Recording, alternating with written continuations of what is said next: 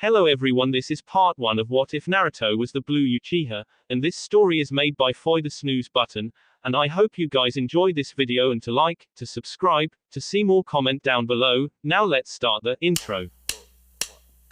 They call me a god.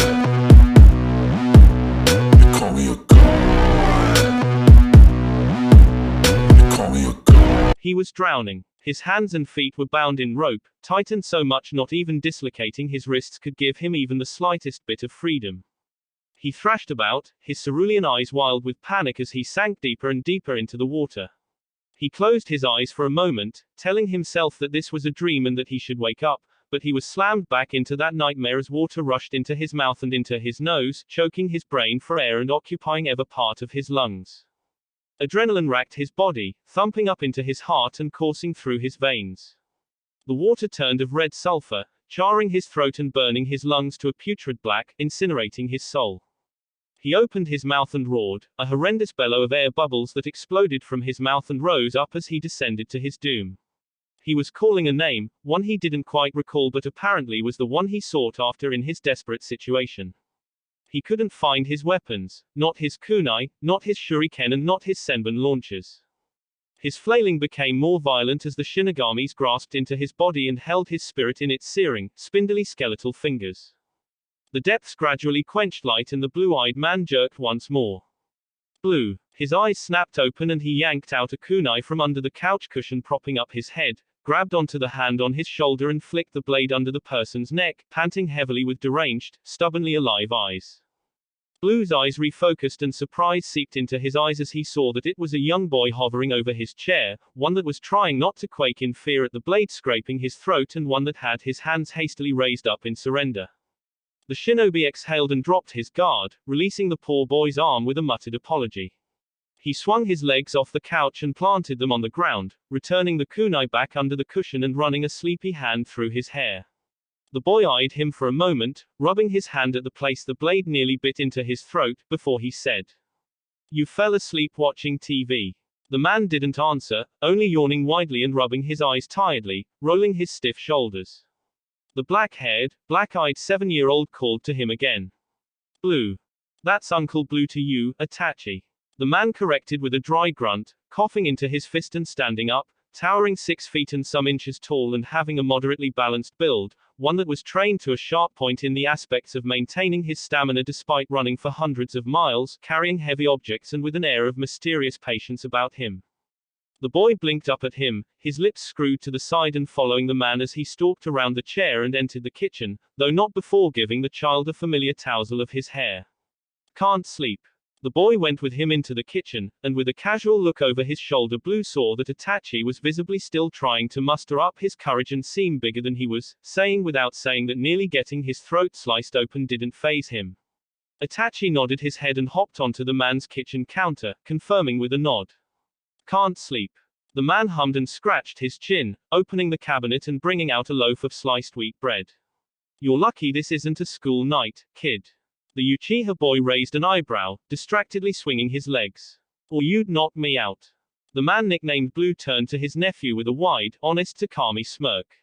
"Yup." He tore open the bread leather and handed the boy a slice, looking in the pantry for a second before he retrieved a jar of strawberry jam, no artificial flavors, very expensive but very much worth each roux spent. "Your parents entrusted you to me for the weekend so they can have their wedding anniversary in snow country." The boy nibbled on his bread, watching as his uncle spread a thick layer of jam on another slice, placing one more slice atop and forming a sandwich, putting it on a saucer and handing it to Itachi. "No, their first choice was to give me to Lord Minato and Lady Kushina. Dad thinks you're a flight risk and Mom thinks you're unstable." Blue chuckled and ruffled the boy's head. "Even for a kid, you're too honest, Itachi." The young boy raised an eyebrow. "You're not mad your sister thinks you're unstable." The man flicked the boy's forehead. "Finish your sandwich, kid."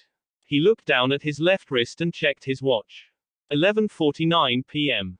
Way past Itachi's bedtime. Blue shrugged. "It's a Friday, no harm, no foul." The boy, chewing on his jam sandwich, said with his mouth full. "I don't think you're unstable, Blue." "Uncle Blue. Uncle Blue." The man was now bustling around the kitchen. He put a pot of water on a burner of his gas stove, setting it to bubble as he chopped spring onions, green peppers and chili. He washed a few fresh tomatoes under a cold stream of water from the tap, diced them into tiny bits and slid them off the chopping board, into the pot on the stove.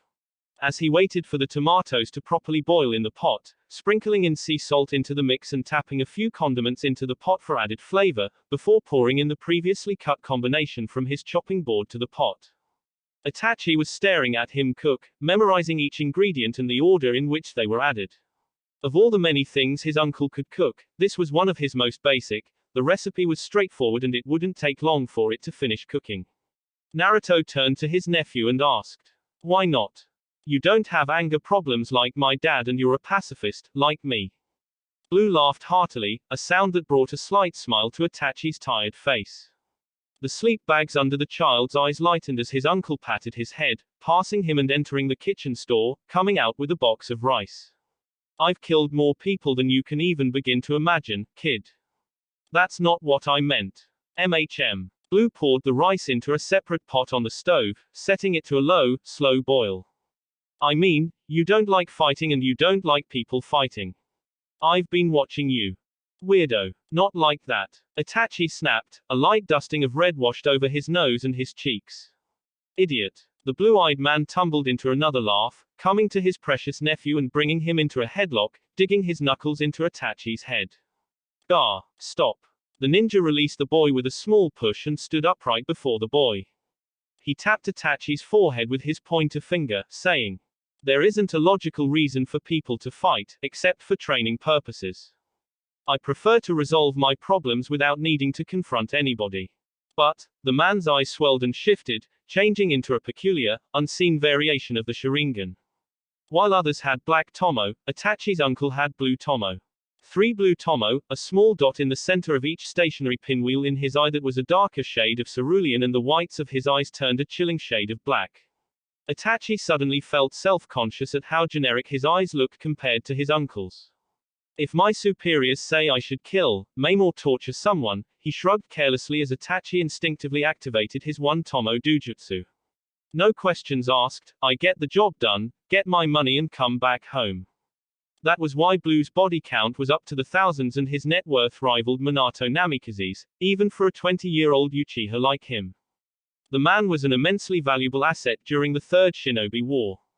So much so that every month or two he was shifted to another command base or another war front by either the Nadaime or the Sandaime, for his skills had not only liberated his comrades when they were in tight situations but had also turned the tide in favor of his home village, Konoha, and the villages allied to the Leaf that desperately needed assistance, like Suna.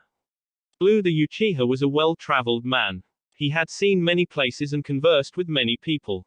And even though he had been paid in full for every single head, after the war had ended when they were broached for the fighting to stop, realizing that they and their allies were painfully on the back foot, the Uchiha voluntarily took himself for therapy, unpacking years of mental trauma he had to endure for the sake of utilizing his skills for his village, since he was 8 to when he was 19, when the 30-year war ended almost too abruptly. It was why his sister thought he was unstable. The standoffish, prideful woman wanted Naruto to be admitted into the Konoha mental institution and begin full therapy, where he would stay for a short while in a controlled psych ward for a while to treat each and every one of his mental scars before he did something he would regret. Naruto wasn't too keen on voluntarily staying in a psych ward. 6 months after the war, he had begun actively taking missions, primarily high B rank to high A rank, not because he needed the money, for Blue was comfortably set for the rest of his life, but that he honestly, truly liked his way of life. Being a ninja was one thing, but doing what he did was an entirely special thing altogether. "Tell me a story, Blue," Itachi said, bringing him out of his mind. The man exhaled, frustrated. "Uncle Blue. If you can't at least call me Uncle Blue, then call me Uncle Naruto." "Uncle Blue, you already know all my stories." Itachi lifted his shoulders freely, swinging his feet and following his uncle with his eyes as the man drained the rice into a sieve. "You're supposed to be some sort of prodigy, aren't you? I think you're too old to hear my stories. Shows what you know. I'll tell you one later. Go set the table." The bearer of the world's only blue Sharingan smiled genially as the boy rolled his eyes and jumped off the counter, heading into the dining room. He didn't much mind the way Fugaku or his sister thought of him. The Uchiha clan generally didn't understand his way of life. Blue the Uchiha was an anomaly. Naruto Uchiha, familiarly called Blue by his friends inside and outside of the clan because of his peculiar, never-seen-before cerulean eyes, was a Tokubutsu Junin of Konohagakure no Sato and the brother-in-law to the Uchiha clan head. He had a messy head of black hair with a natural blonde stripe neatly running down a small part of his hair and noticeably sharp canines. He looked so much unlike any Uchiha any person alive had ever seen that his sister, Mikoto, made fun of him and said he was adopted. Wait, no. The man paused as he stared at his reflection in the bathroom mirror. Mikoto said her father had picked him up from inside a trash can in the red light district. Hurtful, yes, but that was Naruto's childhood. The blue-eyed Uchiha scoffed and ran a towel through his black blonde hair, walking casually into his bedroom to get ready for his late-night mission. Needless to say, he didn't get along too well with his sister. Naruto was a hunter ninja. Some hours after the midnight dinner with his nephew, when he was sure Itachi was fast asleep in the boy's appointed room in his house, Blue the Uchiha had gone for a quick shower and put on his shinobi clothes. A pitch, short-sleeved black shirt and black and dark red pants that reached above his ankles with the dark green Konoha special Junin vest over his torso, a pair of dark red sandals on his feet and decided not to wear his hatate or his mask. He fastened his shuriken holsters to the side of his right thigh and his kunai holder to the other side of his other thigh, a dark blue backpack on his back and a pair of blood-red gloves. The blue-eyed man sat down on his desk chair and strapped on his custom-made senbon launchers onto his forearms, staring at them with his activated Sharingan for anything amiss, before he put a cartridge of 5 clear white senbon in each, placed a slightly curved forearm guard over the launchers, though not so that it blocked any of the 4 silver nozzles peeking out from the top, over his wrists. Naruto flexed his hands and rolled his shoulders, ensuring there was no tightness in his body and that his clothes didn't hinder his movements. Good. He exited his room, making sure to lock the door and seal it shut at the same time. He crossed the hallway and looked into Itachi's room, watching the boy breathe peacefully for a minute. Naruto was about to close the door but stopped when his nephew groaned loudly, his voice heavy with sleep. Dune, close door. Okay. The man laughed under his breath, not wanting to disturb the boy's sleep anymore. He left the door open a little bit, allowing the light from the hallway to beam inside. You know where the food is. I'm heading out. Fine, goo. Naruto promised himself he was make fun of Itachi's sleep voice when the child was awake. His feet ghosted over the polished wooden floor, scarcely making a sound as he tramped down the stairs, stalked to the front door and stepped out of his apartment. Top floor, room 42. Lilac Zen Escort Services. A town 5 miles from the Wind River country border. River country. Nanami sat before her dresser, looking at her reflection and attentively touching up her makeup. Her last customer was a short, stout man that had wanted her to cry and beg for mercy, and her first inclination was to decline and kick him out of the room, but her matron would cut her weekly earnings in half if she followed through with what she really wanted to do. She huffed angrily and ran a brush through her curly brown, shoulder-length hair and turned her face from side to side, admiring her perfect tan and the seductive simmer of her brown eyes. She wanted to be an actress when she was younger, but her parents fell into a bad debt with the Yakuza and sold her off to pay it off in full at the height of the Third War, and if she was still alive after paying off the huge debt then they would get her back. The pay was shit and barely anything went to her, straight into the Yakuza boss's pocket. Nanami spat hatefully away from her dresser. She had only been able to eat when she went on compensated dates with some of her customers, and even then she had to act according to how their fantasies. Either eat daintily and pick at her food like a spoiled princess or cram the food down her throat without savoring any bite, like an animal. She was their best girl, that was why she had one of the rooms on the top floor, and yet she was being treated like less than a human being. She rubbed the sides of her sorely throbbing temple. She was a debt slave. She should be thankful that she was getting to eat at all. The whole town was being run by the Fire Country Yakuza, and most of the people that frequented her room were affiliated with them in one way or the other. Knock, knock, knock. She hissed out a curse. She wasn't ready. That choke wounds from her last visitor was still showing on her neck and she needed at least 30 minutes to conceal it properly. Standing up from her chair and straightening her dangerously short, purple silk nightgown. Her bare feet padded on the carpeted floor and she opened the door. Nanami's head craned back and she swallowed thickly as she saw the person on the other side. He was a 7-foot tall man with thundering, barrel-like muscles, a worryingly deep tan and hungry, beady black eyes that immediately narrowed as they saw her in her more than revealing clothes. He was breathing heavily and his fists were clenched, veins popped at his knuckles and up his arms. He didn't have shirt on, though he wore a pair of black suit pants that strained painfully against the scarily large bulge on his crotch. Somewhere in the back of her mind, she wondered if his dick was as long as her arm. He shoved her back, making her trip, and he stomped into the room, having to duck a little to get through, slammed the door shut without looking away from her, and his ham-like fingers began undoing his belt buckle. His voice was exactly as deep and as rough as she assumed it to be, though her body was frozen with fright at the thing he was pulling out of his pants. Get on your knees and say, ah, her body was shaking. It didn't want to respond to her, and the man got even angrier, if that's even possible. He grabbed her hair and lifted her clear off her feet. Fucking bitch. He threw her onto the bed and he ripped his pants off his knees. More than anything in her entire life, Nanami suddenly didn't want that thing inside her. 700 kilometers from the building and lying down on a sand dune, Naruto peered into the scope of a 6-foot-long contraption that resembled a complicated tube made out of metal, plastic and, in some places, rubber. He double-checked the identity of the naked man that had jumped onto the woman's bed, looking away from the scope of the complex machine to a single sheet of paper, matching the face of the man in the room with the one on the mission specs. Then he looked back into the extremely long distance, single-eye scope, humming expressionlessly as his target grabbed the woman by her legs, positioning his man-meat on her womanhood. His Sharingan eye flared and spun steadily. In his mind, he performed a quick calculation of the wind speed, especially the difference between the wind of Wind Country's desert and the relatively humid air of River's summer, and compared it to the weight and length of the senbon loaded inside the contraption. The hunter closed his left eye. Focus. Naruto inhaled slowly and released the breath just as easily. There was a sharp burst of air from the tip of the launcher and the needle soared through the air at breakneck speeds. Nanami wailed in agony as her visitor got a quarter of his mast into her, filling her up completely, and he yelled as he pushed harder, unyielding. Then there was a wet thunk and the man went still. He then slowly leaned forward and groaned deeply, like a tree being felled. Nanami screamed, this time in horror, as the man's blood splashed over her face. Back in Wind Country, Naruto shifted the launcher aside and ticked his mission specs with a pencil. Lion Gamataro. Dead. His target had been a waterfall missing ninja that the Fire Country Yakuza had recruited. Lion had risen through the ranks, using his near-unmatched muscles to barrel through his comrades and reach the point that he was personally guarding the Yakuza boss.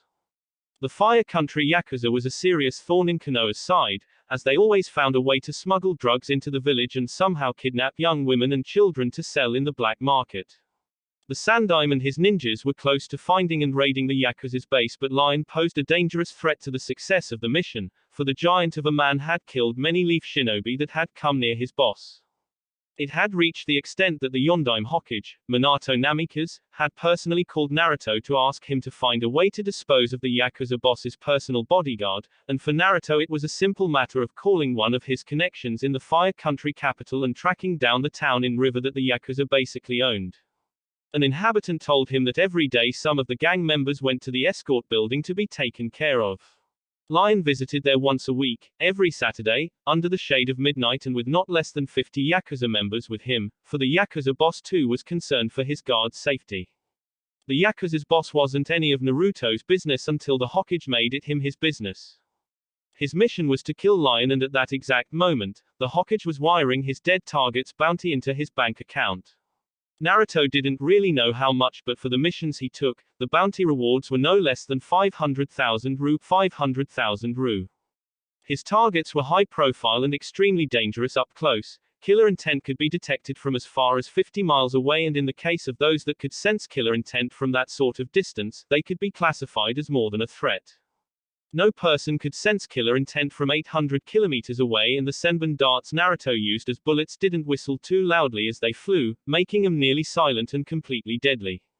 The needles were weighted, in case the skulls or bodies of his targets were resilient, and those weights activated within a 100-kilometer range of hitting home, cancelling the chakra from being detected by most opponents. Though Naruto had to account for the added weight in his mental calculations each time he was to use them. Blue the Uchiha was a long-range expert. Sitting up on his knees, Naruto smirked at one of his trusty, long-range weapons, his long-range Senbon launcher. An old classmate of his dubbed it crystalline, a play on the blueness of his eyes. Just like his forearm launchers, Naruto had built it himself from scratch, starting from before he entered the academy to the present. The long-ranger launcher could hit a target from as far away as 800 kilometers. In Naruto's capable hands and sharp Sharingan eyes, he could shoot the sclera of a moving target on a windy day from that same distance with pinpoint, deadly accuracy. The most people at once that Naruto had killed from 800 kilometers away were 21 people in 10 seconds, and he had to hastily reload 3 times. There was only a small recoil, little to no chakra expelled and a faint, quick blink of light from the tip until his target knew no more. His skill with the long-range launcher made him famous among his comrades back in Konoha, though only a few people outside of the village knew he was the one that was felling people from hundreds of miles away, and even though, deep in Naruto's heart, he knew that this secret wouldn't last longer than another year, he was happy to not be known and to not be included in any hidden villages bingo books. He snapped the 2 stands back into his launcher and gently dropped it into a similarly shaped bag, zipping it up and sealing it into a storage seal in his backpack.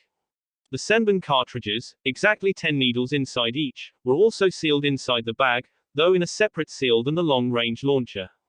Naruto mused on his clan's continued reaction to his infamy. They didn't understand. It wasn't an angsty way of thinking for Naruto, but it was exactly that. The Uchiha clan didn't understand. They were a clan of tactically thinking, muscle-bound people that specialized in either close combat hand-to-hand or ninjutsu, or both. The older generation couldn't wrap their heads around one of their own, an aspiring young man that was a war veteran and already had more than 1,000 kills under his belt, could not use his skills to fight at close range. For the longest time, his clan saw him as a coward. Fearful creature. Weakling. And for the longest time, Naruto couldn't muster up enough in him to care. He really couldn't. His and Mikoto's father had tried his possible best to squash his talent and force him to confront his opponent, but the black blonde-haired Uchiha preferred using evasion tactics to give himself some sort of distance from the person he was fighting before he prevailed using 2 thrown shuriken. One that went ahead and seemed to be going in the wrong direction, and the other following close behind it and clanging behind the first, changing the direction of the first ninja star and sinking it into the neck of his aggressor. Carefully coming down from the sand dune, backpack intact and the area he had been lying on devoid of any of his belongings, Naruto sighed. It wasn't even that he was bad at taijutsu, ninjutsu or genjutsu. Now, that he was 20 years old and a Tokubutsu Junin, his skills in those 3 things were up to mid-Junin. He could handle his own and his clan mates were just beginning to understand that. Well, it took him breaking Fugaku's arm for them to see that he was a tangible threat up close as he was afar. His sister, Mikoto, didn't seem to like it, but Itachi certainly found it funny. It had happened on the boy's 6th birthday after all. Thinking back to that day brought a satisfied smile to the blue-eyed Uchiha's lips. He enjoyed hearing his sister's husband squeal in pain. Blue looked up to the starless night sky and he shivered as the cold desert winds licked his bare arms and neck, so he took out a jacket from inside his backpack and threw it on, murmuring with a faint smile as the warmth of the seals washed over him. His blue eyes flicked to his right and his eyebrows furrowed when he saw a large bonfire in the distance. From that place beat a familiar drum rhythm, one that Naruto easily recognized, and coupled with the triumphantly sonorous singing it sounded like the camp was having a party. Naruto's blue eyes sparkled and he ran in that direction. Ooh. The Seikatu people were a clan of nomadic desert dwellers. Naruto had once traveled with them during the war, on his way to another assignment in grass country. It was for a short while and the Uchiha was about 15 then, but he had enjoyed his time with the hospitable desert settlers of Wind Country. Skidding to a stop by a tent, Naruto waved to the old woman sitting on a stool before the tent. She was dressed in thick, colorful clothes that had intricate patterns and a harmoniously curious mixture of materials. These were the kind of clothes the Seikatu clan wore. The woman beamed toothlessly and waved back to the average-clothed shinobi that had entered her clan's present settlement. Hey there, Naruto said as he got closer to the lady, bowing respectfully. He straightened up and faced the sounds of the drumming and singing, coming from the center of the clan, where men danced around the bonfire with heavy-looking blowing instruments, hooting in tune with the drummers. The woman squinted at him, taking in Naruto's facial features as the young man focused more on the dancing and singing a short distance from them. Have I seen you before? Not hearing her question, Naruto asked. What's going on? The woman scratched her chin, trying to remember who she was speaking to. She answered, the chief's son is marrying a girl from Suna. She's so pretty. She pointed past the bonfire, to the couple sitting there, wearing the ceremonial marriage clothes of thick, stark white materials. Naruto followed her hand and bobbed his head affirmatively. He felt a small smile touch his lips when he saw the clan head's son shuffle nervously as his new wife hugged his arm. He got married, huh? He didn't know if they would remember him, and he didn't want to introduce himself and take the spotlight away from the newlyweds. He couldn't really wait for the ceremony to finish because his nephew was alone in his house and the boy, though not saying it, had serious abandonment issues. Fugaku had left the boy alone in the forest of death and Mikoto had somehow been convinced to go along with it, but Naruto had been the one to bring the boy out of the forest before any more damage could be done. Naruto promised himself that he would visit for longer soon. This clan had played a big part in forming his sense of personal awareness, and even if there was a chance that they might not remember him, Naruto still felt at home with them. He had been privileged to attend 2 weddings during his time with them, and they had been nice enough to dress him appropriately, taught him how to dance and gave him singing lessons, but laughed at his expense because his voice was less than pleasant. From those 2 times he recalled that friends of the newlyweds could give the couple money, so that they could buy some animals to begin rearing. Raising sheep and goats were a source of income for the nomadic clan. Naruto patted down his pockets and fished out all of his money from his wallet. They didn't collect checks, unfortunately. The money wasn't enough, not for his pride, and so he unsealed a stack of 1,000 Ru notes from inside his backpack, amounting to 20,000 Ru in total. That should be enough. A good goat from grass country or waterfall cost 1,000 Ru, at least, and sheep were a bit on the cheaper side. 20 goats or 30 sheep sounded like a good wedding gift, Naruto decided with a satisfied nod. As he searched the campfire, the drum circle and the dancing singers, looking for the chief of the clan, Naruto suddenly remembered something he had been itching to buy ever since he parted ways with the nomadic clan. He spoke to the old lady, breaking her deep mental sweep for his identity, and asked her, "Do you know who I can buy some goat milk from?" 4:12 a.m. Naruto's place. Uchiha clan. Blue stayed in 3-bedroom house in the heart of the Uchiha clan, a stone throw from the clan head's residence. There was a wide living room connected to the parlor, a basement downstairs where he had his boilers, circuit breaker and backup generator. There was a storeroom in the kitchen and another storeroom at the back of the house, different from the small shed in his fenced-off backyard. Going upstairs, there were 3 rooms, 2 of which were fully furnished for the daily life of him and any one visitor, while the other served as his office, and there was an attic going further up, where he kept old souvenirs and childhood mementos. At the entrance of the house was a thermostat, a coat rack and a place to keep shoes. He made sure appliances and machines in his house were state-of-the-art and up to the minute, like having a petrol-powered lawnmower instead of the kind that didn't have an engine and having a television that didn't look like an explosive device. Naruto wasn't much for gardens, so he really just paid Itachi or any available genin to mow his front and back lawn once every week. It wasn't too different from the other houses lined on his street, but Naruto kept to himself most of the time, so he didn't think too much of any additions his neighbors made to their homes. One thing that set him and his house apart from the line of similar houses on that street, and in the whole clan, was that Naruto was loaded. The people street Naruto lived on weren't poor either, but by comparison, the black blonde-haired Uchiha was better off financially. He didn't speak about how he had 2 bank accounts, one in the National Bank of Fire Country and the other in the National Bank of Iron Country. His reason was that some of the places he had been to don't accept to deal with Fire Country's bank, and seeing as Iron Country was neutral to all people of all national affiliation, they could tolerate dealing with them. Presently, Naruto's 2 accountants, one in the capital and the other, a former master samurai, in iron, were representing him in companies and making him silent partners in their affairs. The Uchiha had known both accountants before, and they had proven to him on many occasions that they could be trusted with his money. The sniper bustled through the front door and the door clicked shut behind him, locking. He spied the light of the hallway upstairs was still on and there were sounds of flushing coming from the bathroom, and he assumed Itachi was awake. The boy didn't sleep longer than 3 hours at a time, and Naruto contemplated whether or not to lace the boy's food with sedatives to put him out for longer. The Uchiha uncle didn't like the sleep bags under his nephew's eyes. "I'm home," He called as the person in the bathroom turned on the tap at the sink. The sound echoed down the stairs and to Naruto as he walked into his kitchen with 5 satchels made out of goat skin, filled to the brim with milk. I bought some sweetened goat milk. He called to the boy, dropping the animal skin on his counter and shrugging off his bag, tossing it carelessly into the living room through his kitchen door. Though he missed the taste of the Sekitu clan's sweetened goat milk, he also primarily bought the milk for Itachi. The man wanted to diversify his nephew's palate and widen his perspective of the many delicious kinds of food he could find in the world. He could have very well provided a few empty bottles of water for them to pour him the healthily sweet goat milk, but, experiencing life in the clan and traveling with them through the desert for 2 weeks on his way to grass country reminded him that the milk was immeasurably more sweeter if drank from an animal skin satchel.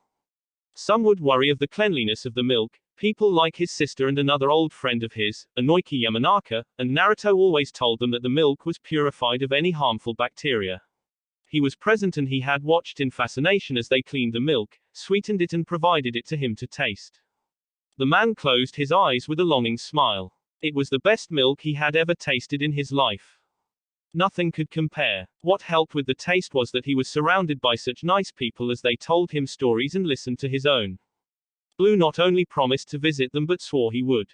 During his travels, mostly by himself and at the behest of the Hokage, stationing him in different war fronts during the 10 years Naruto had been on active duty out of the 30 years the war had been going on, the blue-eyed Uchiha had eaten and drank many remarkable, interesting people. There was another nomadic clan he had traveled with for a very short while. This one was in mountain country, and he had gotten to eat a savory dish of fried rice and crispy plantains. Those days, meeting those people, felt like there was no war going on. The bathroom door slammed shut and Naruto's mind tumbled into a memory. Bang! A 13-year-old Naruto kicked the door open and stepped aside as Kakashi Hatake 13 stalked inside. Turning to the left, Yugao Azuki 13 followed suit and blazed to the right while the blue-eyed Uchiha went straight ahead. They were the 3 core members of Konoha's advance guard in Waterfall, reclaiming 20 miles of territory from Hidden Stone, while the main force stayed several miles away and prepared to storm the land once they got the affirmative from the advance guard. He was also tasked to not only provide cover for Kakashi and Yugao as they went in their previously assigned directions but to also protect their advance guard team medic, Kirino Aberrane 13. This warehouse was a recently built Hidden Stone stronghold that Naruto had discovered with the help of a few locals in the region. It used to be the abandoned grain store of a wealthy merchant, but Stone Shinobi claimed the property and used it as a command center, spreading their influence throughout the 20 miles of conquered Waterfall land. Some reports also said that this same building was being used to interrogate captured Konoha shinobi. The stone ninjas inside came at them without mercy. The long-range fighter might not have been in his element, not with how the 2-story building contained Stone's strongest shinobi and how his superiors had ordered him to provide close-up support, but the young Chunin delivered an astonishing display of clearing the path ahead and supporting from the back, while still ensuring to maintain his march forward as his 2 advance guard comrades went left and right. Blue the Uchiha was unstoppable. His Sharingan burned darkly, whirring blindingly fast. He lifted his right arm, fist closed, and squeezed out 2 needles, nailing a man in his throat, stepped aside from a hail of shuriken and spun on his left foot, kicking aside a blow to his chest and returning with a senbon to the nape of the attacker's neck. He slid back a step and slapped down a punch to his face, caught the Kunoiki by her head and leaped up, cracking his knee into her face. He didn't stop moving. He dove under a bounding water tiger, righting himself and shooting a single needle to his right. The senbon ricocheted off a wall and stabbed the former attacker in the side of his head, proceeding through the man's skull and jamming into the right eye of another shinobi, straight into his brain. The Uchiha turned to the medic following close behind him and he brought down a stone ninja sneaking up on her. His blue eyes spiraled hypnotically as he turned to his left and reached over his shoulder, into his partly open backpack, pulling out a 7-foot-long launcher and facing the left side of the warehouse. Kakashi. He pulled the trigger. The 1 Sharingan-bearing team bent low and the weighted needle jammed into the heart of a stone ninja that rounded a corner with a battle axe hefted over his head. I had him. The Hatake spat, pulling out 2 kunai from the holster on his lower back and deflecting several rock spears from a female ninja, racing to her with stoic wrath festering in his eyes. He skipped away from a kick from the older ninja, pushed off the wall and soared over another kick, landing on the opposite wall and rolled between her legs, spinning back and stabbing his blade into the small of her back, ending her pain by cleanly slitting her throat. Did you hear me, Uchiha? You're welcome. Blue used his long-range launcher to block a katana stroke that would have cleaved his head in half, kicked the abdomen of the ninja. Seeing as the man was taller and stronger than him, he only ended up kicking into a backflip behind his medic, sealing the launcher in the process, and he fired off 3 needles from his forearm launchers from above the Aberrane medic's duck form. The man deflected the first 2, but the last burst into a smoke bomb. Blue launched off Kirino's shoulder and blurred into the smoke with a kunai waiting in his clenched fist. Kirino Aberrane, the 4th member of their advance guard as well as a genius medic, nearly tumbled forward at the unexpected action. She sighed heavily as she first heard a chilling crunch before horrifying gurgling sounds followed inside the man-made smoke her blue-eyed teammate had pelted into. Why am I even here? Urawa, the Uchiha, paused as he swiveled the head of his opponent with a wet snap, perforating his chest with 5 stabs from another kunai.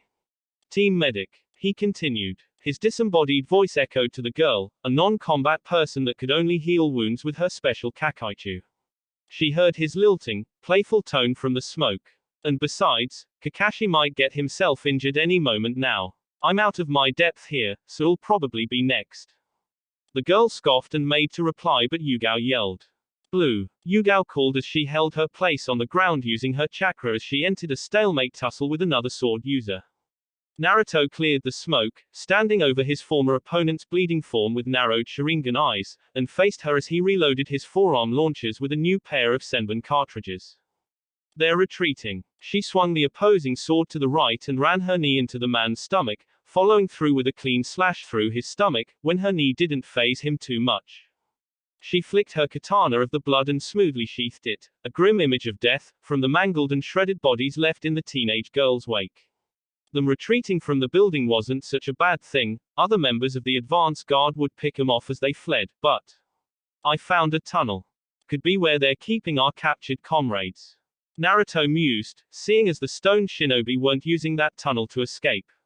Head in, I'll be right behind you. Kakashi, he shouted, and the masked teen turned to him, now unoccupied as stone ninjas ran from him, only to be struck down by Konoha ninjas outside of the 2-story warehouse. Dozens of the dead comrades that littered after the 4 core advance guard members meant that they would try their luck with escaping rather than certain death. Bring up the rear. I'm the one leading this team. You don't get to make the orders, Uchiha. We don't have time for this. Blue hissed and motioned for Kirino to follow Yugao into the trapdoor inside a downstairs office the sword user had discovered. He dutifully went after the Aberrane, guarding her back as well as providing a set of eyes that could also see better and further ahead than Yugao's, thus covering her as well with his mid-range launchers. Before he entered the trapdoor, he said to his Hataki teammate, either you're with us or you're not. He dropped down into the tunnel and proceeded ahead. What they saw would stain their minds for the rest of their lives. Human beings being kept in dirty cells, barely enough for them to stand up straighter than a deep hunch or wide enough for their arms to come up even a little. There was basically no visibility except for a few oil lamps, illuminating the bloody, muddy faces of the Konoha shinobi prisoners. Naruto gave the order for Yugao and Kirino to stay back and open the cells, as Kakashi was yet to catch up. The medic would heal them, and he gave Yugao his bag of ration bars to give the underfed, underweight hollow-eyed skeletons that collapsed forward as the cell doors were smashed open once the lock seals were disabled. It would take them months of physical therapy to correct their postures. At the end of the tunnel was an interrogation room. There was only one person inside, slumped to the side on the wooden, seal-reinforced interrogation chair. His ankles and wrists were strapped down by leather belts, also augmented by high-level seals that constantly drained the occupant's chakra, and his upper abdomen was held back into the chair by a strip of jagged metal. Bile rose up the 13-year-old's stomach. The man's eyes had been dug out by burning hot pokers, which lay haphazardly on the ground and stained with his blood. The extreme ends of his thumbs and ring fingers were nailed down to the wooden arm of the chair by 4-foot-long nails, while his middle finger and pinky had been sawn off by a rusted kitchen knife. Blue saw the same knife on display on a metal table where other terrible instruments of torture were strewn about, and his Sharingan told him that it wasn't only this man's blood that were on the tools. The man's face was battered. A shattered left cheek, 2 black eyes from eyes that would never see again, dark purple and blue bruises around his neck and chin, a nose that had been cut off and pulsing with blood from the visible hole, and the top right part of his head had the skin seared off, showing his skull. What hair he had was reduced to pitiful tufts of brown that was matted down by sweat and blood. The blind man didn't have a shirt on, only a pair of tattered, dirty boxers, and he could see that the words leaf scum and filthy pig had been drawn on his chest with a hot, sharp item. Looking back to the torture tray, Naruto wasn't even sure what had been used. His teeth had been pulled out and Naruto could easily identify what sick instrument had been used, as well as a tray of whitish-brownish teeth. The man wept blood, heaving out pieces of his battered lungs out of his toothless mouth. Blue could only see a little life in the man, but the boy knew a lost cause when he saw one. Yet, how was he still alive? Kirino, he yelled, unstrapping his Konoha comrade's ankles and wrists, not sure what to do with the nails driven into his fingers. Kirino. The man was breathing haggardly, panting for dear life. Iron, Thorken, Iron, Thorken, Iron, Thorken, Iron, Thorken. He repeated those words, like a broken record, and Naruto tried his best to keep the man quiet, to conserve his non-existent strength. He didn't want to look at the state of his tongue, which had been jaggedly cut from the tip to the middle, hence why the man had a lisp. Kirino. Goat milk, Itachi said from the top of the stairs, violently yanking him back to reality. He blinked as the world briefly blurred before his cerulean eyes, reorienting and placing him back in the present, away from the horrors of war. Sweetened goat milk, from the Seikatu Desert clan of Wind Country. The man cleared his throat and answered, not turning around. The 5 goat skin bags were a gallon each and he took 4 of them, storing them in his fridge and briefly taking his time to check if he needed to run to the grocery store for anything, distracting himself from what his mind had dragged up from the past. The boy took his time coming down from the stairs. Cow milk isn't good enough for you. The man chuckled and snagged a single goat skin of milk, tossing it to the boy standing by the kitchen door. Just try it. Itachi uncorked the satchel and sniffed the contents hesitantly. Naruto leaned into the counter and crossed his arms, observing his nephew as he tipped his head back and took a large mouthful of the milk at once. Itachi froze. He was suddenly a baby, swaddled in soft, delicate clothes and was being rocked gently. There was a merrily burning fireplace that warmed the room soothingly and his nose perceived the wonderful scent of his mother winter rose perfume, back when he was truly close to his mother. Naruto saw the sleep bags and the haggard lines on his 7-year-old nephew's face clear up ever so gradually, making the child face glow as his whole being was washed through with the delectable taste of the desert dwellers' goat milk. The man wasn't sure what sort of goats they used or what they were feeding the goats, but whatever it was, they should never stop doing it. The man laughed deeply as his nephew collapsed into the frame of the kitchen door, exhaling slowly, breathing out every single stress and releasing it to the world. Blue raised an eyebrow and smirked proudly. I take it you like it. The boy listlessly nodded, swallowing another mouthful of the milk and sighing again, sliding down the frame and sitting on the kitchen's tiled floor with his back propped up by the door. This time he took his time drinking the goat milk, savoring each drop. Naruto spoke as the boy groaned, realizing that his 1-gallon goatskin bag was now up to half. We can make it into cheese, we can make it into butter, and we can make it into yogurt.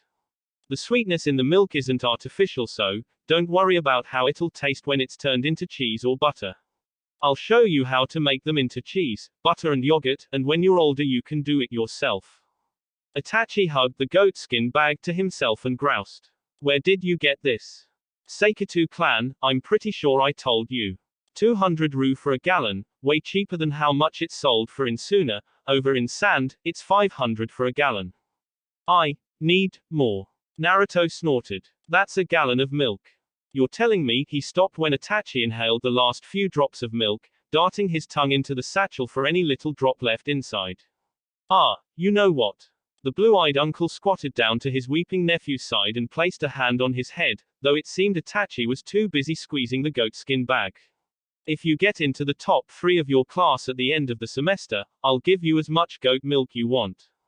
Itachi groaned, this time louder, throwing the empty skin bag away. Give them to me now. I swear on my life I'll get first place. On my life. No, no. Naruto patted his head and stood up, entering the living room and hopping onto his couch, he clicked on the TV. That's not what I said. At the end of the semester. He sent a wide grin over the couch to his festering nephew. You'll have to make do with the milk your mother buys. Then and there, Itachi contemplated two things. Make a run for it to the fridge and leap out of the window with at least 2 more satchels of goat milk, or he could ambush his uncle and threaten him to comply.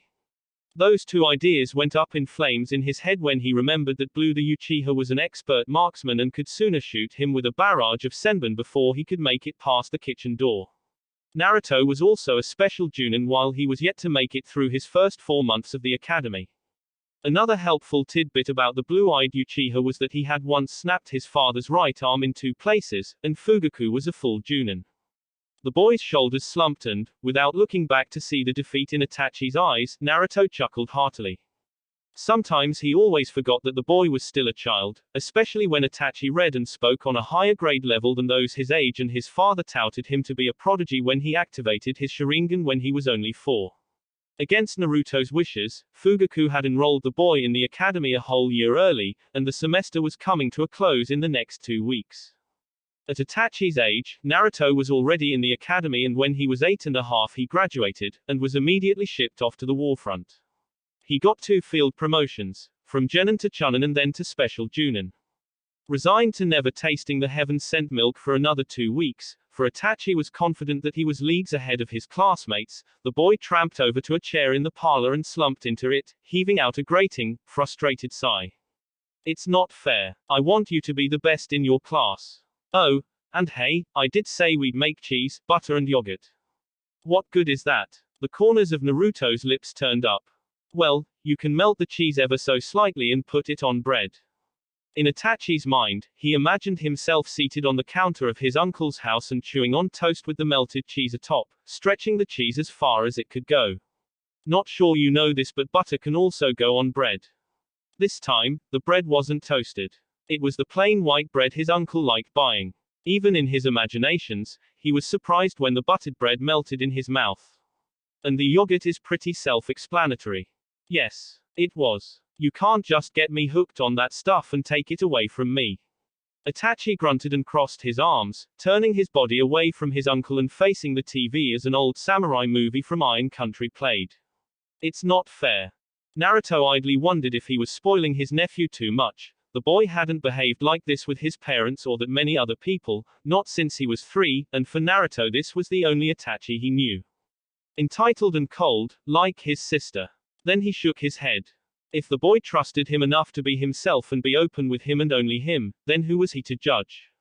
He was glad Itachi trusted him. The blue-eyed hunter ninja removed his kunai and shuriken holsters from either side of his thighs, both made from the standard leather and each was a forest green, and he chucked them at his nephew, who turned back to him and caught it with a questioning look in his eyes, predominantly a question of why a 20-year-old adult would give a 7-year-old boy lethally sharp weapons. If you stop pouting, he wiped out a single, new shuriken between his pointer and middle finger. I'll show you how to do this.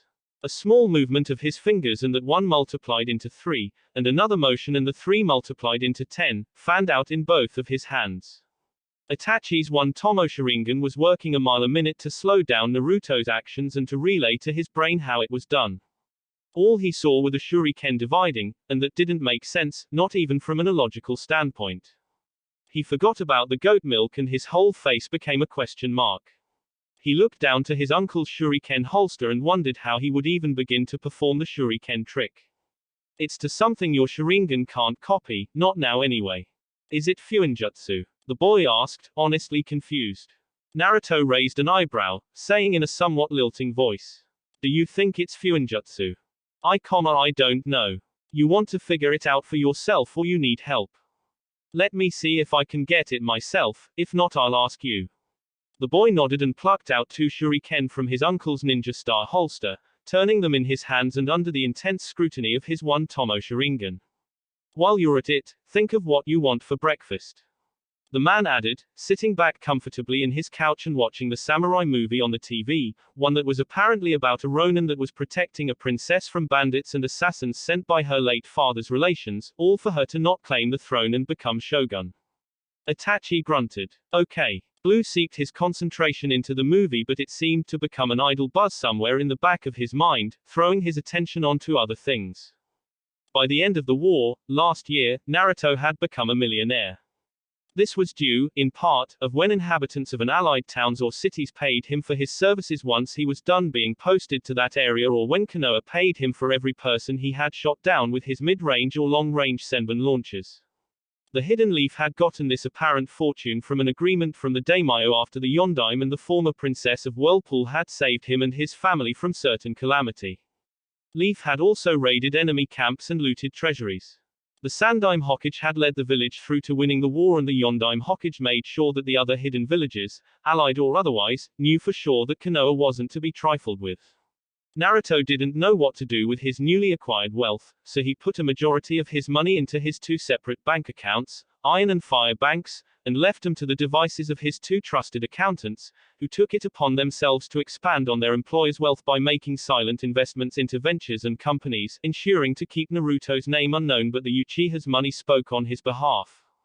Though no major decision with his money was made without Blue's express permission, he paid them well and they lived well, and so they worked for him loyally, no problem.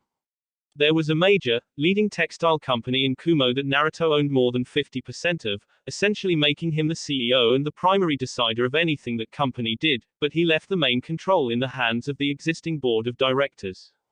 That company in particular exported to all over the continent.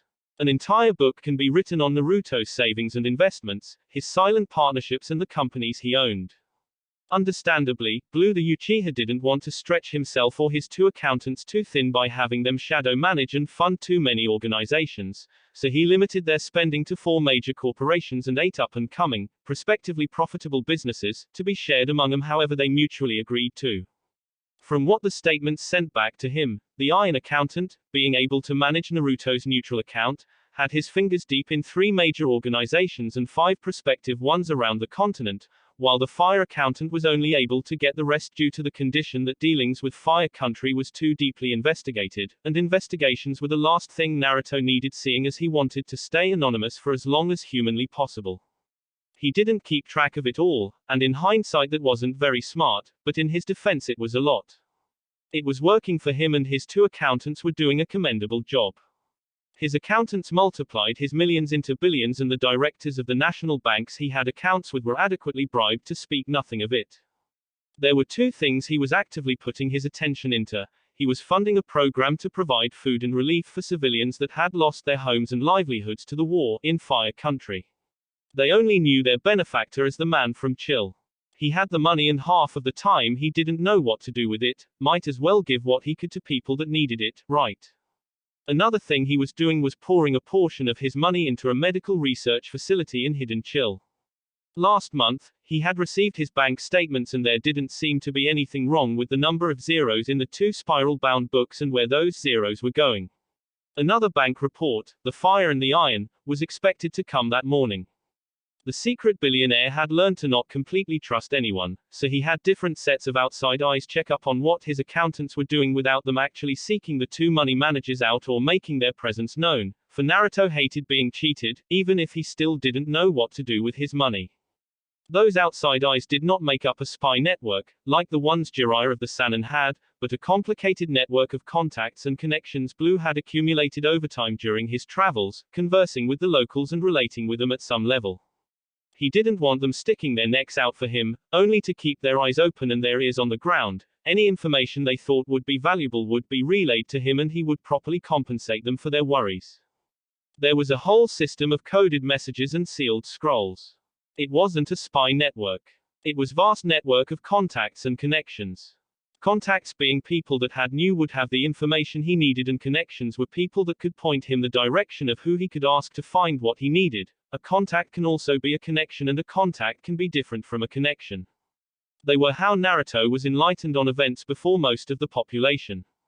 His contacts in Fire Country affirmatively reported that there was actual change being made to alleviate the lives of the scattered masses. The people around the northern and eastern regions of the country, those in towns and villages close to Iwa and Stone, had been hit worse by the war than the rest of the country. One funny thing a contact in Iwa told him, backed up by 2 other strings of connections in Demon Country, was that there was a conspiracy theory going round of a shadow organization that owned and controlled most of the influential, rich corporations, and they were based in Fire Country, tripling the suspicions behind any Fire Country dealing done outside of the country. This could easily not be about Naruto, whose money and silent partnerships was placed firm around the lifeblood of 4 major and 8 minor businesses, but it could also be about Minato. The Namikaze Hokage was another millionaire that had gotten his riches during and after the war, and though the man was 5 years older than Naruto and was in the same age group as his sister and the present clan heads, the man didn't limit himself to the 4 and 8, but to anything that looked like it could rack him more money. He wasn't able to hide his wealth as quickly as Naruto was, but, capitalizing on being a legend-class shinobi as well as a business tycoon, he swerved into the skid and made his money into billions, not trusting his own accountants to do anything but hold his money and give him when he ordered it. Minato wore his money on his sleeve, and though not dressing like a pompous idiot and drawing an even larger target on his back, the man acted the part. Kushina Uzumaki, his wife, was also rich, but her money came more from old, inherited clan money and land. Being married to Minato, she didn't really need to spend her money, so she just kept it aside for the moment. The two men, the Uchiha and the Namikaze, were tied when it came to riches. The man's Sharingan activated and he swiveled his head to the front door as the mail slot rattled. Some letters were pushed in a second later. Naruto checked the time. 6:01 a.m. The mailman's a bit early. Itachi commented absent-mindedly, still deciphering the Shuriken trick Naruto had shown him. Maybe father ordered him to come by earlier. Yeah, maybe, Blue trailed off with a raised eyebrow. Fugaku, the clan head, didn't like birds randomly flapping into and out of his clan compound, so he made it so that the Falcon messengers left mail at the front entrance with the Chunin guards, and the guards there would deliver the mail by hand every morning. Anyone expecting would have to go to the front entrance and inquire about it. It was honestly making an easy thing more troublesome than it needed to be. Could be the water and light bill. I haven't gotten 'em yet. I thought the clan head pays for clan light and water. The 7-year-old looked up, his eyebrows furrowed inquisitively. The clan head is more like a representative when it comes to paying the water and light bill. We give him the money and he pays it on all of our behalf. The man said in a lecturing tone, standing up. If anyone can't pay up, it's up to the clan head to decide what to do with them. Oh, Blue, the Uchiha ruffled the child's hair as he passed him. Keep working on that. Sure, Blue. Uncle Blue. Uncle Blue. The man sighed tiredly and stomped to the door. He bent down and picked up the mail. His spinning blue dojutsu checked them from traps or concealments. Nothing. What is it? His nephew called from the parlor. His voice was partly drowned out by a sword-fighting scene on the television. Don't worry about it, the man answered, craning his head forward and shuffling the letters in his hand. His Sharingan never stopped whirring, doing so slower and seemingly more methodical. You haven't told me what you want for breakfast yet. Working on it. Naruto grunted. 2 white envelopes had the Fire and Iron Country postage stamps, reliably the 2 bank statements from his accountants. Like for the past year, the handwritten letter inside was of the accountants sending him their pleasantries, inquiring about his health, informing him, in summary, of family matters and that there was nothing to worry about concerning his money and his investments. There would be a for authorized eyes only seal at the bottom of the letter, containing the blue back spiral-bound book where the full statement was typed, from computer to printer. The 2 accountants, in their individual reports, would list out, in full, the number of industries, companies, ventures and small businesses his money was going to, how profitable they currently were, how profitable they would be in the near future, and their advice for him on where to go from there. The statements also had smaller, summarized reports from the companies he owned a majority of, usually containing how the board of directors wanted to meet him in person, to put a face and name to the silent partner/owner. The accountants could say that the relief funds was coming along nicely and that the medical research facility in Chill had made several breakthroughs, contained in a differently sealed letter by the director about the many amazing things they had done with his financial support. Lastly, the accountants would ask him to let them know if he was in town, for he was always welcome in their homes. The format was always the same, varying a few times. Naruto had come to expect that from them. He appreciated how much they respectfully dumbed down their words and the numbers, not wanting to sound snobbish or rude to the person paying their salaries and also not wanting to create some doubt in his mind on their capabilities of ensuring the privacy and prosperity of his accounts with them. They were nice people. Blue the Uchiha had befriended them while he was on the road to another station. And, speaking honestly, they knew that there was no barrier and no distance that would stop him from harming them if they stabbed him in the back. He tucked the 2 letters in his back pocket. He'd read them later. Another letter was from his sister. She wasn't yet used to using a phone, so she still sent letters. It was to ask about Itachi, remind him not to keep the boy up too late at night, feed him properly, and to generally not rub his instability on her child. She also told him she and Fugaku would return to the village the next day instead of in 2 days, cutting their anniversary short, her reason being she couldn't leave him for prolonged periods of time with her son, not when she had another child on the way.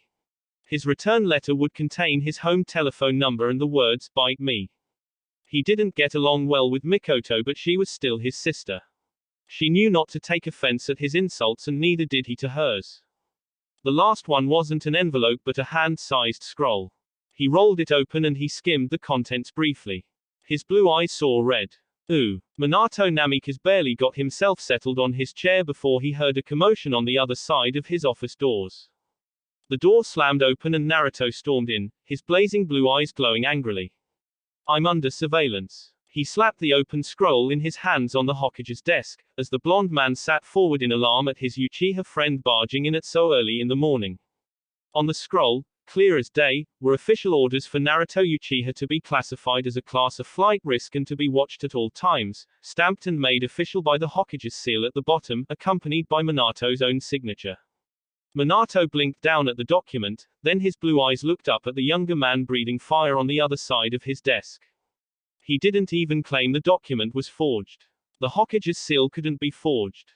He motioned for Blue to calm down, for the Anbu and Chunin mission dispatchers that had tried to hold the long-range master back and were currently on guard, standing defensively in readiness to protect their cage. "Let's all just settle down." He waved his hand to the others to leave his office and they dutifully exited. "Now, Naruto. Why the hell am I being watched?" "Sit down, Naruto." Blue spat balefully. "Answer me, damn it." Class or internal threats were given to people that were still active within a village's ninja force that were less than mentally stable and were also rightly powerful. They were not only a threat to themselves but also a threat to those around them, people that would snap at any moment and of whom their watchers were tasked to bring them down at the slightest sign of a crack in the foundation. They were people physically and psychologically falling apart at the seams. Only a matter of time before the person had a mental breakdown. Minato coolly sat forward on his desk. "Aside from the fact that you have continually refused to give us the schematics for crystalline for us to mass produce in defense of our village." The Uchiha exhaled through grit teeth. "I've told you before, once my launches are mass produced, then sooner or later they will get into enemy hands, and after that people that aren't trained or qualified to hold them will find a way to acquire them, like children and crazy people." He brought down his fist onto the Hokage's desk, growling. Blue the Uchiha couldn't claim to be an inventor, though he was the one that built and designed his forearm and long-range launchers. "If your inventors can't come up with how I could make my launchers, then I think it's best to not arm anyone with it," Naruto said with finality, stepping back and centering himself once again. "Our friends are worried about you, Naruto." The black blonde-haired man's eyebrows lifted up. "Oh, so they're in on this as well. They think I'm crazy. The war changed you. It changed all of us." Naruto bit. "None more than you." Minato fired back, feeling his temper rise. "We all seeing how hard it is for you to forget. We only want what's best for you. So you classified me as a class of madman?" Naruto asked incredulously. Minato nodded. "Your launcher and your dojutsu make you more dangerous. Every year of the war and every new station the Sandime posted you to not only made you more brazen but more unfit to be out on the field. For obvious reasons, Hiruzen couldn't take you off, so he squeezed as much out of you as possible. I can't believe what I'm hearing. My own friends think I've lost it." Blue grabbed his head. "I am not crazy. I'm fine. Understandably, you were an asset that helped us win the war, but all that weight of expectation would have been lifted off your shoulders if you gave us the blueprints for your launcher. Is this what that's all about?" Naruto hissed, clenching his fists and stepping back again, centering himself. "I will not give you those plans. Not even if you order me." Finally, Minato lost it. He shot up from his seat and said, jabbing a hard finger at Naruto. "That, right there, is one other reason I gave the council permission to make you a class of threat." Blue didn't even rear back in intimidation, glaring darkly at the shouting Hokage. "Your inability to listen to orders. Because you are an asset doesn't mean you aren't disposable. Naruto's lips became a straight line and he tilted his head to the side a little, lifted an eyebrow, suspicious. What's that supposed to mean, Minato? Daylight Sagittarius. The Yondaime suddenly reminded him. This time Naruto paused. His knuckles cracked. His eyes hardened. Not only was it none of our business, it was also insubordination. Minato ground, coming around his desk and standing at equal height with the other tall, though younger, man. The corners of Blue's lips twitched down, staring right back at his Hokage. I could do something, so I did. You disobeyed a direct order. They were children, Minato.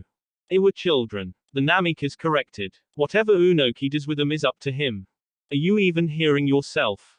Are you? Minato returned venomously. You had one job to do. Take them all down, and you fucked that up. You watch your mouth, Blondie. Blue snarled, his Sharingan spiraling into life and glowing wrathfully. I did more than what you wanted. Are you going to blame me for having the sense to end the attack at the source? Don't forget who you're talking to, Naruto. The two men glared hard at each other, not speaking, until Blue closed his eyes and cracked his neck. His dujutsu cooled down and returned back to Naruto's sky blue orbs. I know what you're doing, and I won't give you that satisfaction. Minato smirked, a small, secretive expression, and he chuckled, raising his hands in surrender that his plan for Naruto to strike him hadn't worked. That action would have resulted in him being arrested, his wealth and assets being seized by the village, including the much-coveted launchers Minato was vying so hard to acquire. Blue the Uchiha notoriously hated when the superiority card was used on him, especially outside of a war scenario. I won't call off the order, Naruto. For your own good. Naruto turned around as his Hokage spoke, walking to the door at a slow, easy pace. He stuffed his hands into his pockets, sparing only one hand to open the office door. We only want what's best for you, Naruto. Don't forget that. The Uchiha didn't reply. Kushina is planning a little get-together tomorrow night. Naruto stopped, silently looking over his shoulder with one hand on the doorknob. She wants you to be there, Naruto. Blue the Uchiha pursed his lips and nodded solemnly. Sure. I'll be there. That will be it for this video. If you want more, comment down below, like, subscribe. And see you guys later.